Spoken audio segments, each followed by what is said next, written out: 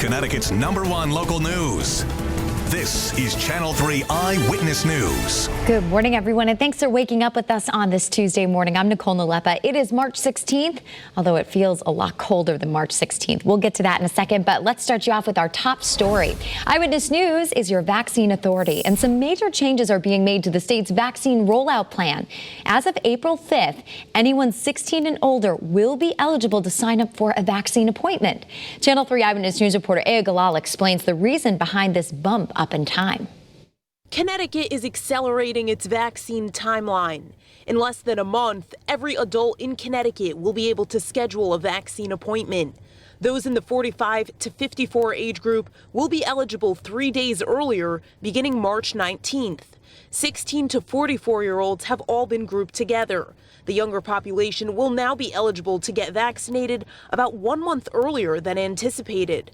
The governor says about 20% of this population has already been vaccinated because of their line of work. I think you're going to find, by mid-May, we're going to be going out trying to convince people that they ought to come in and get vaccinated. When eligibility opens up on April 5th, there are concerns about people actually being able to find appointments like we've seen with previous tiers. The state has increased bandwidth for its scheduling website and has more people answering the phones. Aya Galal, Channel 3 Eyewitness News. And the latest numbers from the governor's office show that the state's positivity rate is just under 3%.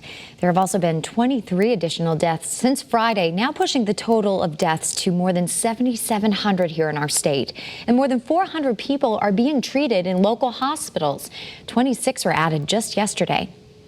Tracking the vaccine for you now, we are bringing you the latest vaccination numbers across the state based on age. So people 75 and older are 77% vaccinated right now.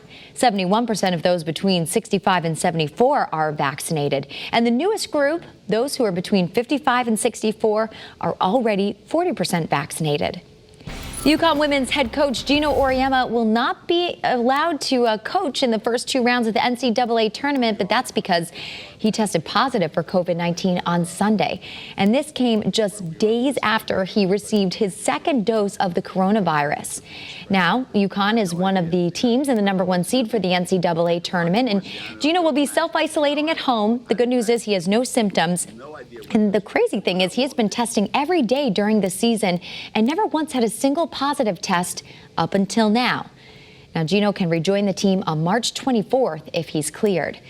And we wanted to dig a little deeper into the situation because many of you may have heard this news wondering how someone who received both vaccines can still contract the virus.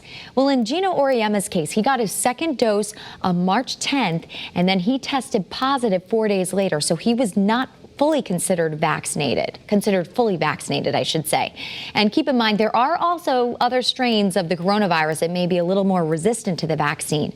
But the overall efficacy of the vaccines are strong. And doctors say if and when infections occur, those symptoms will not come on as strong. The positive thing that we really need to focus on, the fact that he's asymptomatic. And, a lot of these cases we do expect, if it does happen, if someone does become positive with the vaccine, is to reduce their course of infection. According to the CDC, there's growing evidence that fully vaccinated people are potentially less likely to transmit the virus to others. Let's hope, Scott, right? Absolutely. Thanks, Nicole. 7:04 is now the time. Take a look at the numbers. They're chilly. We should be at about 28 for a typical overnight low. Well, it's not that mild. 14 in Litchfield. It's downright cold out there. 15 in West Hartford, 15 in Plainfield. And you'll notice the wind a little bit breezy there in West Haven, making that 22 feel like 11. So you got to bundle up, dress in your winter woolies. But what a sunrise. Old Saybrook. Isn't that absolutely gorgeous this morning? What a sunrise. 7 o'clock, right on the dot. The sun was up this morning, and it shines nicely over the UConn Stores campus, where they're getting ready to play some basketball, and we wish Gino the best. All right, temperature trend is going to be up today, but not near the normal. 48 is the normal daytime high. We're only going to be in the mid to upper 30s under mostly cloudy skies. Mostly cloudy skies prevail for the shoreline as well, with temperatures in the mid to upper 30s there, as well as inland Connecticut. Now, these are the numbers you're starting off with. 14 to 24, that's the spread. So a 10-degree spread this morning. 14 for Putnam, 24 for Bridgeport. Good morning, everybody. The winds are calm in certain locations, but there's just a gentle breeze out there, anywhere from 5 to 7 miles an hour, and that'll make it feel a little bit cooler. No wind gusts. Take a look at this. This is a much different scenario than yesterday when we had those winds howling in the state that made it feel so much colder. But even that gentle breeze out there is making it feel a little bit colder than the actual temperatures. It feels like it's between 10 and 23 this morning. So again, bundle up. Here are your headlines. It's another cold start, mostly cloudy today, and then snow showers overnight tonight through very early tomorrow morning. All the results of a warm front that's pushing into the area. You can see it draped over Pennsylvania. Some of that snow shower activity is going to be moving in our direction, and we could have some scattered snow showers overnight through early tomorrow morning. Could lead to a dusting to a coating, according to early warning futurecast. Tomorrow's weather today.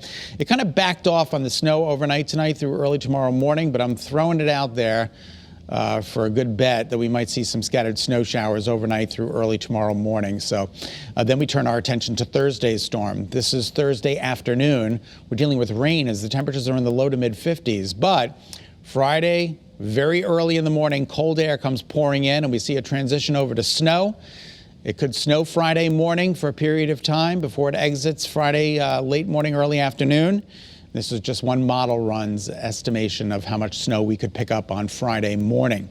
Anywhere from 1 inch to 2 to 3 inches of snow in parts of the state Friday morning. This is, again, a model run that's several days out, but we'll certainly keep you posted for Friday morning. Looks like a little bit of a wintry mess.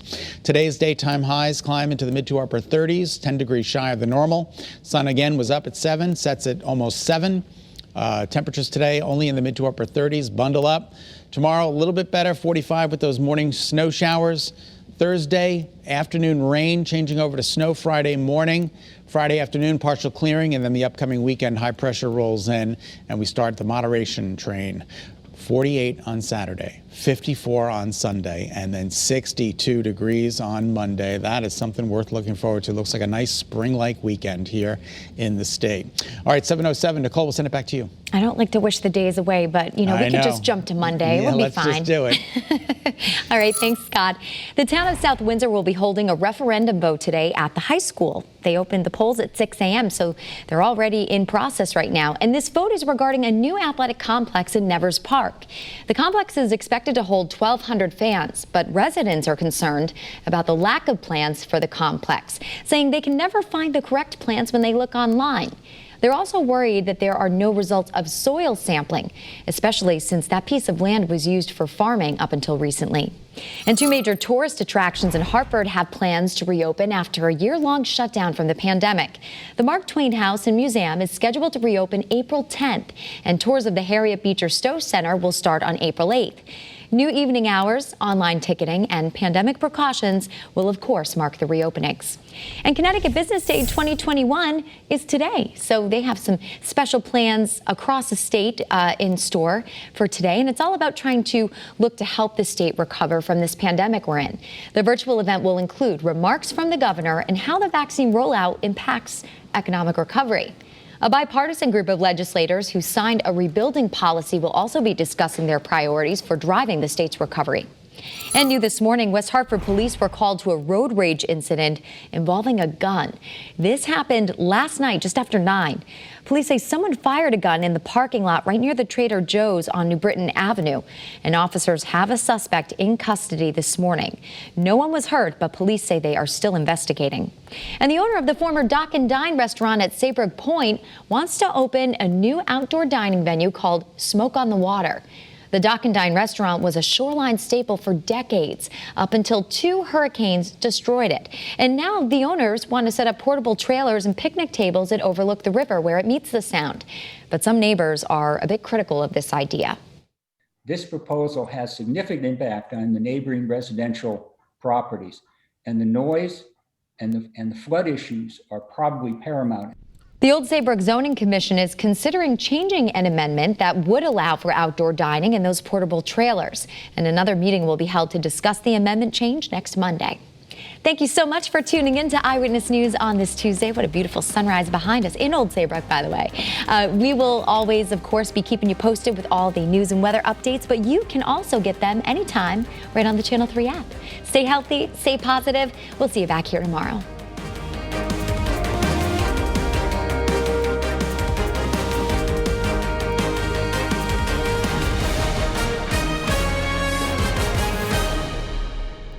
Thanks for watching Channel 3 Eyewitness News. Watch us live wherever you are on our mobile, on our streaming news app. And you can also watch us on Roku, Apple TV, and Fire TV.